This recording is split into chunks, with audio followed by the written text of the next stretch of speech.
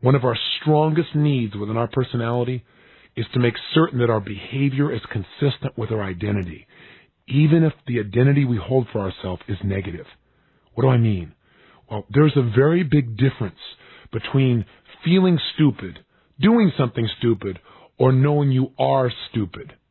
Now, that may sound like semantics, but it makes a huge difference in how you live your life. We all feel stupid at times. We all do stupid things at times. But if you make the jump from feeling or doing something stupid in the moment to believing you are stupid, that belief about who you are will color every single behavior you're involved with for the rest of your life. It defines you and it limits you. You see, the beliefs we have about who we are, our identity, creates the boundaries within which we live our lives. And it isn't limited to something like whether or not we think we're smart or stupid. You say, well, I would never say I'm stupid. I'm smarter than that. Well, maybe you put it in the area of that I'm a procrastinator. See, it's different to have been a person who's procrastinated at times or to procrastinate in the moment than to know you're a procrastinator. Once you decide that's who you are, that behavior will be consistent. Just because you need to be consistent with your own identity. It works in every context you can imagine. It's different to know that you've got 10 extra pounds on your body. That's different than knowing you're a fat person or that you're a compulsive personality. You got to be very careful of the labels that you create for yourself or you allow others to give you because they begin to define your experience.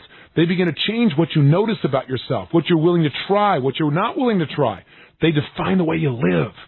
I can tell you, I've met with people over the years who tried everything to make a change and had been even successful in changing a behavior, like let's say stop smoking or stop using drugs or something, but it was usually short term and it didn't last. Why didn't it last for them previously? And now I worked with them and we got something that now 2, 3, 4, 5 years later, it still seems to be working. In fact, there's not even a struggle. They're not working not to smoke. They're not working not to take the drugs.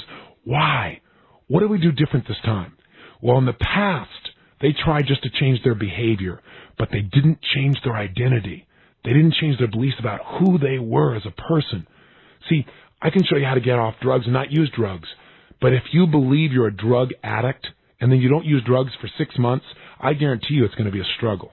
Because you're fighting who you are the whole time. And eventually there's a good chance you'll go back. Or for the rest of your life, you'll have to go to sessions where you try to remind yourself that you can't use drugs. You know, there are plenty of people who've been addicted to drugs for years, hard stuff, and then one day they've quit and never touched it again. How did they do that? Wouldn't it drive you crazy till you figured out someone made a change like that? A change from Saul to Paul, where one day what you loved you now hate, and what you once hated you now love. That's an identity change. That's powerful. That happens when you no longer see yourself as a drug addict. See, you can't be a drug addict and expect your behavior to be easy to change. It's much harder to change who you are in most people's perception than to change a behavior. See, that's the shift. You have to become the kind of person who would never even consider drugs in a million years. Think about it. Isn't there something in your life that you would never do? I mean, never. I know one for me is I would never murder another person. I mean, there's not even a question in my mind about that. So the thing to think about is this.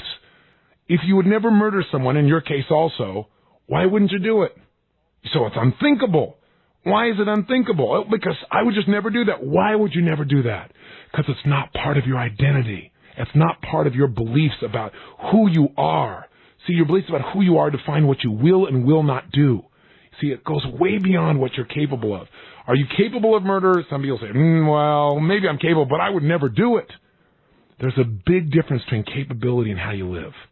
And closing that gap requires an understanding of identity, an understanding of how to stop pursuing the kind of person you want to be, and in a moment, suddenly being that person right now and from this day forward.